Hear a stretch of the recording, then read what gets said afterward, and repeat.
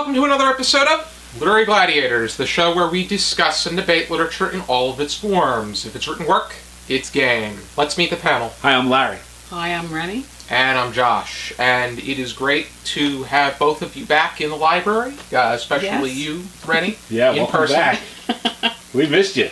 Yeah, I didn't realize we were here, unfortunately. Might have been earlier. Both of you were in some good Zoom discussions. Larry was in some in-persons too, but today we're going to be going over a work of World War II poetry called The Death of the Ball Turret Gunner by Randall, Jarrell, who fought in the Air Force during the Second World War. He was Army Air, but he left it very fast. He went in the regular Army. Do you have a discussion starter? We think of World War II as the good war and forget that there was also anti-war poetry that came out of World War II. It's famous for coming out of World War I, but World War II was not always beloved by everybody either. And Randall, Jarrell, Death of the Ball Turret Gunner. I'm going to describe the ball turret for anybody who doesn't know. On the bottom of the plane, there would be a bulge, and the ball turret gunner was in there like in a fetal position and could shoot at 360 degrees, but was very exposed because it's on the bottom of the plane. And if the plane should land poorly or lose its wheels to land, it landed on the ball turret gunner.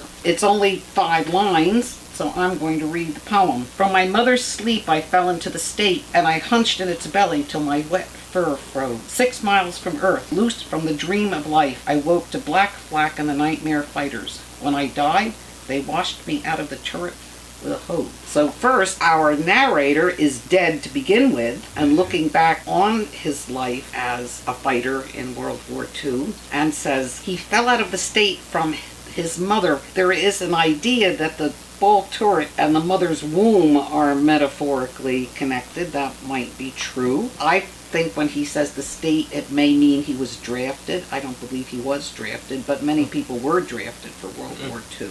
Everybody didn't line up to go. Jarrell's talking about a ball turret gunner, but it isn't himself specifically because he lived past the Second World War. Oh yeah, he lived till 65. Yes. These were all living when I was in high school and college. He was taught by John Crow Ransom, by Robert Lowell. He was friends with Elizabeth Bishop. Unfortunately, they all fall into that dramatic monologue confessional poetry bunch. They all committed suicide. Whether Jarrell committed suicide is in dispute. He was, at the time, in a psychiatric retreat that he died. Elizabeth Bishop didn't commit suicide. Yes, she did, didn't she? Yeah. Sylvia Plath did. And Plath did. Plath is later. Anne Sexton. Maybe I'm thinking of Anne Sexton instead of Elizabeth. Elizabeth Bishop, she wrote alongside the confessional poets perhaps a little bit earlier. I saw her poetry stand on its own, even if they teach it simultaneously. However, as far as this is concerned, I think that World War II was, even though there is that sense of anti-war sentiment,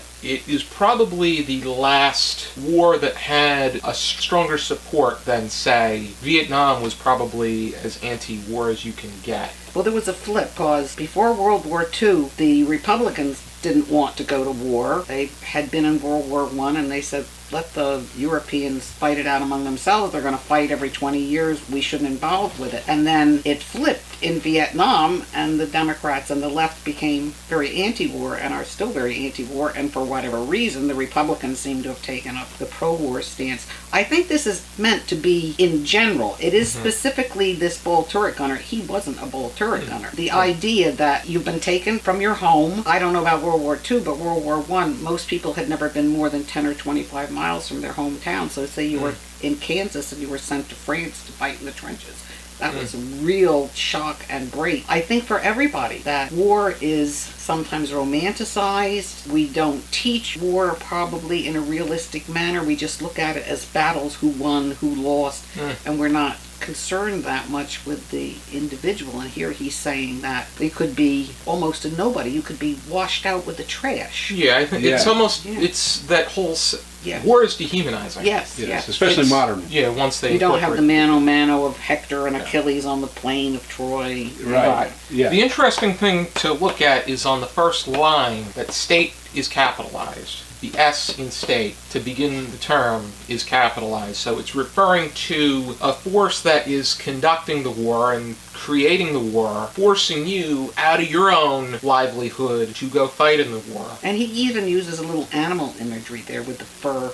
He uses that. He has one on the bat, actually, and he talks about the fur on the bat. It must be an image that he likes. But yes, you become a number. You become less than a human being. You could be an animal. Yes. Property of the state. Yes, property of the state. As the opposed government. to your mother's child. Yes, I think it's effective in that regard, especially as far as the dehumanization. The imagery of being washed out with a hose is. Yeah, that's incredible, because they can't even treat them as if they are a human at the time of their death. It's treated more like mildew on a wall or something. Completely devoid of dignity. Especially World War II, we had millions underarmed. It was the biggest event that we were ever in, and we had 2 theaters because we had the European theater and we had the Pacific Theater, and many fought in both, unfortunately, and this is past him, but he wrote this in 45, so he didn't write it during the height of the war. Many fought across Europe and thought they were done, and then got sent to the Pacific to finish with the Japanese section. And then some of them got called back for Korea and were really resentful because they felt if there was a bullet with their name on it, they were playing like Russian roulette. It was bound to come up eventually. He means, packs a lot, 5 little lines. He means that, we shouldn't look at war as glorious, and we have to consider the individual. Famously, Ronald Reagan said the worst words in the English language is, "I'm from the state and I'm here to help you." Right, yeah. Hi, I'm here I'm from the government. I'm here to help. I'm here to help you. You think that they mean well for general society. Something that I read that was quite interesting was that Randall Jarrell knew that this was going to be a poem that stuck out. Eventually, it was his most anthologized poem, the one that he was known most for because of how short it was. He wasn't necessarily a fan of that. Well, I have to say, because I was writing poetry in the 50s and 60s, and poetry became shorter and shorter as we lost the magazines that published. And for instance, in the Saturday Review, I had a long-running letter exchange with the editors over the years, and they'd say, almost, but a line too much, or almost, but you've got to cut whatever. The 10 and 12 line poem, well, this is only 5, became a very standard poem for modern poetry. Now, when you go to poetry readings and young students take the mics and open mics, they just rant and it goes on forever. And I'm always saying to myself, I don't think you can get that published unless you publish it yourself. Because there's no venue and they don't want anything that's very long. I think that by the time he came to the end of his life, he was writing criticism, not so much poetry, but poetry tends to be a young person's oeuvre. I'm not sure that applies to everybody, but in general, for instance, for the romantic poets, Keats has poems like this. He died at 24. I can't imagine how he produced that amount of literature in that short amount of time, and he was sick. He had tuberculosis. He also has poems that are much larger. Oh, yes. Well, today, yes. When you look at Shelley with the Odes to the West Wind and the Odes to the Skylark, they are certainly much longer. I don't know if you could get them published today, but there probably is something to the fact that it's only 5 lines. But I think I use it with my students in English too, and think it is extremely powerful, and also says the opposite of what we often hear about World War II. Although certainly Catch-22 came out of World War II, which was, no matter how they conducted anything or how they decided to do anything, it came out poorly or ironically or killed off everybody. Catch-22 was so remarkable that it created a well-known cliche that's still used today. Yes, that you're caught in a Catch-22. Yeah. Well, Yossarian, every time he reached his number of flights, they upped the number of flights, so he couldn't get out. And he couldn't get out on Section 8 because you would have to be crazy to want to continue. So you couldn't even have a psychiatric excuse. Jarrell did have 2 bouts of depression that caused his incarceration or his staying at a psychiatric facility, and he was at one at the time of his death. Whether that was why he died or not, I don't know. He is an extremely vivid author. He started young. He wrote very early and was recognized very early for his work. So it would have been before the Second World War. Certainly before the war, yes. Because he was born in 1914. Yeah, he was very strong in the late 20s, early 30s. Also a teacher, famous as a teacher. So he had a very broad life. And I can see, for instance, today, everybody has a Poe in an anthology, but it has come down in general to just the Cask of Amontillado. He wrote, 200 and some short stories? Yeah, I have a complete collection. An enormous number. Way back when I was in junior high, we read almost all. We read major ones, 6 or 8. Today, students don't read Poe till they're a junior, and all they get is the Cask of Amontillado. And then when they go to college, they get the Cask of Amontillado. And then if they go to grad school, they probably get the Cask of Amontillado.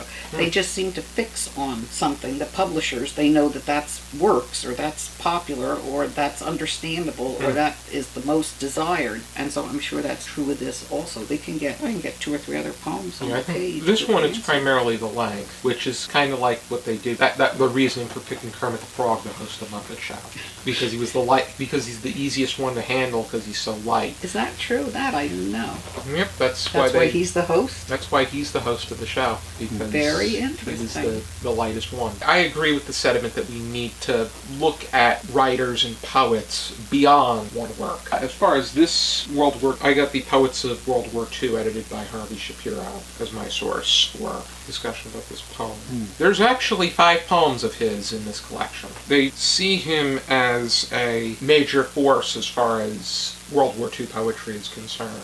There's also 8th Air Force, then it's the death of the ball turret gunner. Transient Barracks, Oh, by name, it is Sam Hall, and a camp in the Prussian forest. Alrighty, do we have any final thoughts? I think it's a poem that everybody should read at some time. Gave you a greater idea as far as his experience, the experience of someone in that position, war in general is concerned? Yes. Any citizen in any kind of conflict that the government is involved in. And we don't have our masks on at the moment, but they're talking about putting our masks back on. So you can't trust the government, and they don't care about you individually. I would agree with that. Yes, I think that the government would love it if we would all just live in pods. Kind of getting there. Yeah, well, I mean, people, yes. But people are making the decisions themselves, where more people are looking to live in apartments. Yeah, and consolidating, urbanizing. You gotta look at the signs. If you're interested in reading this and some more World War II poetry, here is Poets of World War II, edited by Harvey Shapiro. Thank you for tuning into this discussion. I hope you check out some more videos from our channel, and if you really like what you see, please support us on our Patreon, for the money that we make will help us provide you, the viewer, with more content. Be sure to join us next time on another episode of Literary Gladiators. For now, keep reading. Hi there, this is Josh, and on the next episode of Literary Gladiators, we will be observing our 8th anniversary on our channel, and Larry, Renny, and I will be discussing Theme for English B by Langston Hughes, found in the collected poems of Langston Hughes.